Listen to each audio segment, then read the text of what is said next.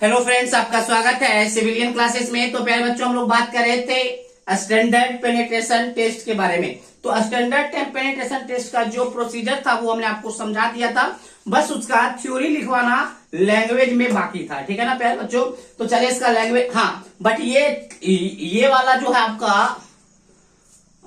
Lecture तभी समझ में आएगा जब इसके पिछले वाले लेक्चर, जब हम स्टैंडर्ड पेनिट्रेशन टेस्ट को क्या किए थे, स्टार्ट किए थे, वो वीडियो अगर देखेगा तो ही आपको ये वीडियो समझ में आने वाला है। ठीक है ना। तो पहले उसको देख लीजिए, उसके बाद आप इसको देखिएगा। ठीक है ना, नंबरिंग से। तो प्यारे बच्चों, स्टैंडर्ड पेनिट्रेशन टेस्ट में हमने क्या लिखा, this test is performed in clean borehole of size 150 से 150 mm ना। हमने बोला प्यारे बच्चों, स्टैंडर्ड पेनिट्रेशन टेस्ट जो कंडक्ट होता है एक क्लीन बोरहोल में होता है, जिसका साइज जो होता है वो 100 mm से लेकर 150 mm के बीच में होता है। वो हमने आपको दिखाया था पिछले लेक्चर में। Indian standard 2131/1981 is use for this test. प्यारे बच्चों, इस टेस्ट को कंडक्ट करने के लिए जितने भी आपका स्टैंडर्ड वैल्यू है ना, वो किस कोड के सारे हमने लिया। जैसे 75 सेंटीमीटर हाइट होना चाहिए फ्री फॉल का, 63.5 kg होना चाहिए, स्प्लिट स्पून सैंपल लेना है, वो सब सारा बात कौन बताता है, तो इंडियन स्टैंडर्ड कोड 2131/1981। तो इसी कोड पे आधारित है आपका स्टैंडर्ड पेनिट्रेशन टेस्ट। तीसरा, in borehole casing and drilling mud can be used when drilling is to be done in soft clay और लूज सैंड। अगर आप लूज सॉइल, लूज सैंड या सॉफ्ट क्ले का बेयरिंग कैपेसिटी निकाल रहे हैं तो बोरहोल में क्या यूज करना पड़ेगा, केजिंग। हमने बोला था ना, केजिंग स्टील का पाइप होता है, उसको यूज करना पड़ेगा। और स्प्लिट स्पून सैंपलर में लगा हुआ रहता है ड्रिलिंग मड, ताकि आसानी से कट कर सके, है ना। चलिए next, the sampler is penetrated at the bottom of the borehole by dynamic mechanism of hammer. प्यारे बच्चों, जो सैंपलर होता है वो बोरहोल के बॉटम पे रखा जाता है पेनिट्रेट करने के लिए, और ये hammer mechanism, dynamic mechanism of hammer पे बेस्ड होता है ना। क्या करते हैं, हैमर को उठाते हैं, पटकते हैं, उठाते हैं, पटकते हैं, क्या है, डायनेमिक मैकेनिज्म ऑफ हैमर है ना। The weight of hammer and height of free fall are 63.5 kg and 75 centimetre respectively. प्यारे बच्चों, हमने पहले ही बता चुका था, जो हैमर का वेट होता है वो 63.5 kg होता है, and height of free fall कितने हाइट से गिराते हैं, तो 75 सेंटीमीटर के हाइट से गिराते हैं। ठीक है ना। The split spoon sampler is first allowed to sink by its own weight, then number of blower applied। देखिए प्यारे बच्चों, हम क्या बोले, मान लीजिए प्यारे बच्चों, ये हमने बोरहोल तैयार किया था, यहाँ पे हमने सैंपलर रखा था, तो सैंपलर का भी तो अपना कुछ ना कुछ वेट होगा। पहले अपने वेट के कारण थोड़ा सिंक करेगा, मिट्टी में धसेगा। जब मिट्टी में अपने वेट के कारण धस गया, उसके बाद हम नंबर ऑफ ब्लो क्या करेंगे, अप्लाई करेंगे। यही बात लिखा है, the split spoon sampler is first allowed to sink by its own weight. सबसे पहले क्या होगा, स्प्लिट स्पून सैंपलर अपने वेट के कारण नीचे सिंक करेगा, धसेगा। Then number of blow are apply, उसके बाद जब धस गए अपने वेट के कारण, उसके बाद आप नंबर ऑफ ब्लो अप्लाई कीजिएगा। This test is performed in 3 stages of 150 mm each. हमने पहले ही पिछले लेक्चर में बताया था, इसमें 150 mm तक का 3 बार हम लोग 3 स्टेज में इस टेस्ट को परफॉर्म करते हैं। The number of blow required in first 150 mm penetration of sampler are ignored for seating drive. पहले ही हमने बता चुका था पिछले लेक्चर में कि सिटिंग ड्राइव के लिए 150 mm डेप्थ तक का जो सैंपलर जो नीचे जाता है, धसता है, उसको पहले हम नंबर ऑफ ब्लो, उसका नंबर ऑफ ब्लो इग्नोर कर देते हैं। The total number of blow required in last 300 mm, पहला ही बोलते, पहला 150 mm चला गया, तो नीचे वाला जो 150 था, लास्ट 300 mm में जितना नंबर ऑफ ब्लो रिक्वायर्ड लगा है, वही आपका क्या कहलाएगा, एसपीटी वैल्यू, या उसी को क्या बोलेंगे, एसपीटी नंबर। ठीक है प्यारे बच्चों, अगर आप पिछला लेक्चर सही से देखे होंगे तो आपको ये सारे पॉइंट अच्छे से समझ में आ गए होंगे। तो चलिए प्यारे बच्चों, इसको अच्छे से अपने कॉपी में नोट कीजिए, उसके बाद हम इसके आगे का लैंग्वेज और थ्योरी बताने जाएंगे।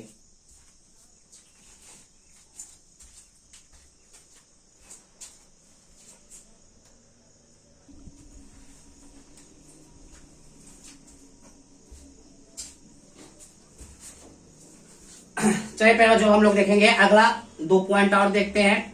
तो प्यारे बच्चों, कोई बच्चा ये पूछता है कि सर क्या एसपीटी वैल्यू 0 हो सकता है क्या, मतलब एसपीटी वैल्यू 0 होने का मतलब क्या है प्यारे बच्चों, बिना हैमर के ब्लो के कारण 450 mm, 150 450 mm आपका क्या हो गया, सिंक करे, मतलब टोटल लेंथ ऑफ सैंपलर क्या हो गया, सिंक कर गया विदाउट नंबर ऑफ ऐसा हो सकता है प्यारे बच्चों, मान लीजिए अगर आपका जो सॉइल है ना बहुत ही लूज है और सैंपलर के अपने ही वेट के कारण क्या चला गया, टोटल का टोटल मतलब अंदर चला गया, तो उसमें तो नंबर ऑफ ब्लो हमको लगाना नहीं पड़ा। जब नंबर ऑफ ब्लो हम यूज नहीं किए हैं तो उस केस में एसपीटी वैल्यू भी क्या हो जाएगा, 0 हो जाएगा।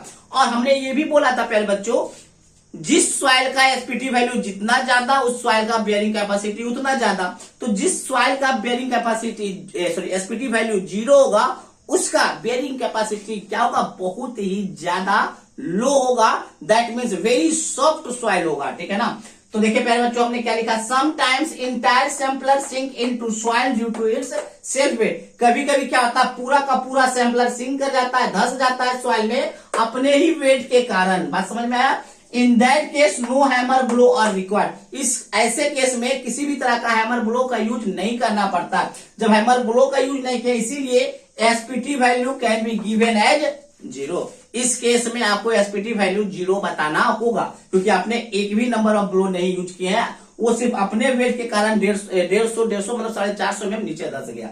Next, the observed value of SPT from the field required some correction. हमने पहले भी बताया था प्यारे बच्चों, पिछले लेक्चर में बताया था कि जो हम एसपीटी वैल्यू लाए थे फील्ड में जोड़कर 150 लास्ट वाला 300 mm जोड़कर उसमें कुछ करेक्शन करना पड़ता है। करेक्शन का क्या नाम है, पहला है ओवरबर्डन करेक्शन और दूसरा है वाटर टेबल करेक्शन, उसी को बोलते हैं डायटेंसी करेक्शन या उसी को हम लोग बोलते हैं फाइन करेक्शन। तो प्यारे बच्चों दो तरीके का करेक्शन भी हम लोग को देख लेना है, ठीक है प्यारे बच्चों।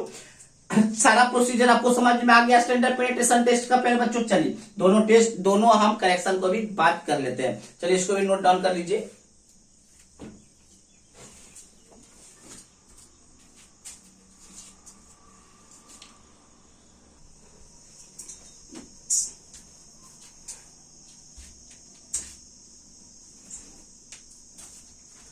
तो पहले बच्चों हम लोग देखेंगे ओवरबर्डन करेक्शन क्या होता है। देखिए बताते हैं, ये मान लीजिए प्यारे बच्चों आपने बोरहोल तैयार किया था, बोरहोल के बीच में आपने सैंपलर को रखा था। किसको रखा था, सैंपलर को आपने रखा था ना, सैंपलर को।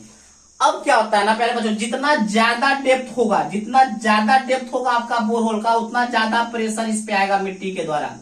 इसको हम लोग कन्फाइनिंग प्रेशर भी कहते हैं। कौन सा प्रेशर कहते हैं, जो हॉरिजॉन्टल डायरेक्शन से आता है उसको हम लोग कन्फाइनिंग प्रेशर भी कहते हैं। कन्फाइनिंग प्रेशर भी कहते हैं, बात समझ में आया। तो देखिए पहले बच्चों हम नंबर ऑफ, मान लीजिए इधर से ज्यादा जकड़ लेगा, अगर मान लीजिए सैंपलर को इधर से ज्यादा जकड़ लिया तो आपको मारते रहिए ये आपका नीचे जाएगा ही नहीं। तो आपका जो एसपीटी वैल्यू जो आप फील्ड में निकाले वो तो गलत हो गया ना प्यारे बच्चों। हम इस मिट्टी का निकालना चाह रहे थे, इस मिट्टी का हमको क्या निकालना था, बेयरिंग कैपेसिटी। तो हमको क्या मार के धसाएंगे, जितना में धसेगा बेयरिंग कैपेसिटी उसके मदद से हम लोग देख लेंगे।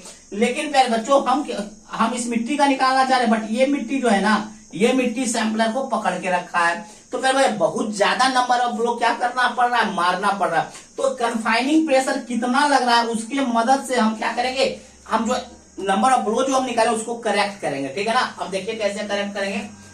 This correction is mainly required in cohesionless soil and या ग्रैनुलर सॉइल। याद रखिएगा प्यारे बच्चों, ओवरबर्डन करेक्शन जो होता है ना mainly cohesionless soil that means sand में या ग्रैनुलर सॉइल में हम लोग इसका यूज करते हैं, ठीक है ना। That on increasing depth of borehole confining pressure increases. हमने क्या बोला, जब आपका बोरहोल का डेप्थ इंक्रीज होता है तो कन्फाइनिंग प्रेशर भी क्या होता है, इंक्रीज होता है।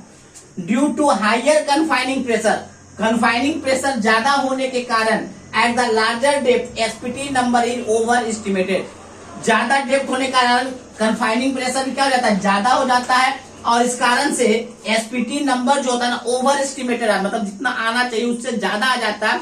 क्यों ज्यादा आ जाता है, क्योंकि इधर से मिट्टी पकड़ के रखा, आपको ज्यादा बार मारना पड़ेगा इसको धसाने के लिए। तो पहले जो ओवर एस्टिमेट हो जाता है तो उसको मैग्नीफाई करना पड़ेगा। Therefore to magnifying the SPT number, तो इसीलिए आपको आप जो फील्ड में एसपीटी नंबर निकाले हैं उसको मैग्नीफाई करना पड़ेगा। किसके द्वारा, ओवरबर्डन करेक्शन के द्वारा। तो फॉर्मूला है प्यारे बच्चों ओवरबर्डन करेक्शन का, N1 बराबर N इंटू 350/70 प्लस सिग्मा बार। यहाँ पे N क्या है, जो आप फील्ड में निकाले थे number of blow last 300 mm जाने के लिए। तो ओवर N क्या है, ऑब्जर्व्ड वैल्यू ऑफ एसपीटी जो आप ऑब्जर्व किए थे ना स्टैंडर्ड पेनिट्रेशन टेस्ट में, वही है आपका एन। सिग्मा बार क्या है, ओवरबर्डन प्रेशर है, टेस्ट लेवल। और याद रखिएगा सिग्मा बार का जो वैल्यू होगा ना 280 से ज्यादा नहीं होना चाहिए। अगर 280 किलो न्यूटन पर मीटर स्क्वायर से ज्यादा आ रहा है सिग्मा बार का वैल्यू, तो ये करेक्शन हम लोग नहीं करेंगे। N1 क्या है, correction value after overburden correction. बात समझ में आ गया, मतलब एसपीटी वैल्यू का करेक्शन वैल्यू है आफ्टर ओवरबर्डन करेक्शन। तो लास्ट एक और करेक्शन है प्यारे बच्चों, उस करेक्शन का नाम क्या है, water correction, water table correction या डायलेटेंसी करेक्शन। उसको भी हम लोग बात करेंगे, पहले आप इसको नोट डाउन कीजिए।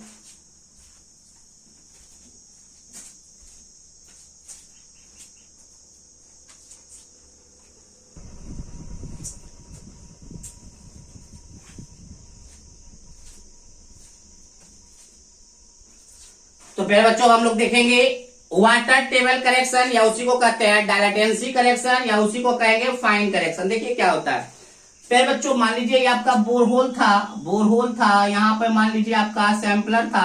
अगर आपका वाटर टेबल टेस्ट लेवल के पास हो या टेस्ट लेवल से ऊपर हो, टेस्ट लेवल के पास या टेस्ट लेवल के ऊपर हो, क्योंकि हम यहाँ पे टेस्ट कर रहे हैं ना बॉटम ऑफ द बोरहोल, तो या तो टेस्ट लेवल या टेस्ट लेवल से ऊपर हो, तो इस टेस्ट को हम लोग कंडक्ट करते हैं, ठीक है ना, कंडक्ट करते हैं। क्यों कंडक्ट करते हैं, क्योंकि जैसे ही आपका पानी का क्या होगा, पानी का लेवल बढ़ेगा टेस्ट पर, सैंपलर हमारे यहाँ पे पानी आ गया, तो पानी भी कुछ ना कुछ प्रेशर लगाएगा, जिसको हम लोग पोर प्रेशर कहेंगे। पानी के द्वारा जो प्रेशर लगेगा उसको क्या बोलेंगे, पोर प्रेशर कहेंगे।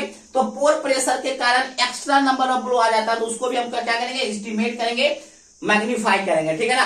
तो देखिए पहले बच्चों इस करेक्शन के बारे में, this correction is applied in fine sand और silt when water table is present. अगर आपके टेस्ट लेवल पर पानी टेबल वाटर टेबल मौजूद है और आपका जो सैंड है वो फाइन सैंड या सिल्ट है, तो आपको इस प्रकार का करेक्शन करना होगा।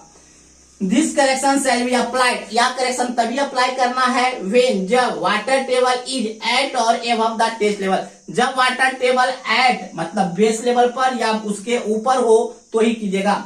If water table is below the test level, अगर आपका वाटर टेबल टेस्ट लेवल से नीचे हो, then this correction is not required, तो आपका ये करेक्शन रिक्वायर्ड नहीं है।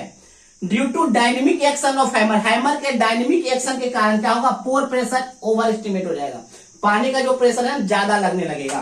Therefore this correction is required, इसीलिए इस करेक्शन इसको भी करेक्ट करना पड़ता है।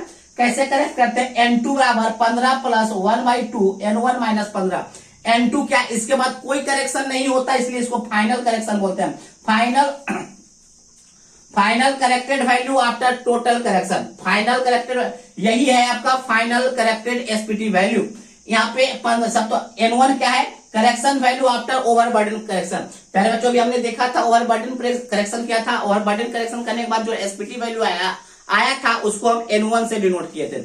याद रखिएगा प्यारे बच्चों, ये जो करेक्शन है तभी हम कंडक्ट करते हैं जब N1 का वैल्यू मतलब ओवरबर्डन करेक्शन के बाद आपका जो एसपीटी वैल्यू जो आएगा वो 15 से ज्यादा आएगा, तो ही हम ये करेक्शन करेंगे। याद रखिएगा ये ऑब्जेक्टिव में पूछता है कि dilatancy correction is done when N1 का वैल्यू क्या होना चाहिए, मोर देन 15। तो प्यारे बच्चों हम दोनों करेक्शन कर लिए, पहला ओवरबर्डन मतलब टोटल एसपीटी टेस्ट के बारे में हम लोग देख लिया, स्टैंडर्ड पेनिट्रेशन टेस्ट को कैसे कंडक्ट करता है, कैसे कैसे काम करता है उसके बारे में हम लोग देख लिए, कैसे हम स्टैंडर्ड पेनिट्रेशन वैल्यू को निकालते हैं। अब हम प्यारे बच्चों ये देख लेते हैं कि standard penetration value and bearing capacity of soil में क्या रिलेशन है, क्योंकि हमने standard penetration value after correct मतलब टोटल फाइनल करेक्शन भी कर लिया। अब N2 के मदद से हम लोग क्या देख लेंगे, बेयरिंग कैपेसिटी ऑफ सॉइल। चलिए इसको नोट डाउन कर लीजिए।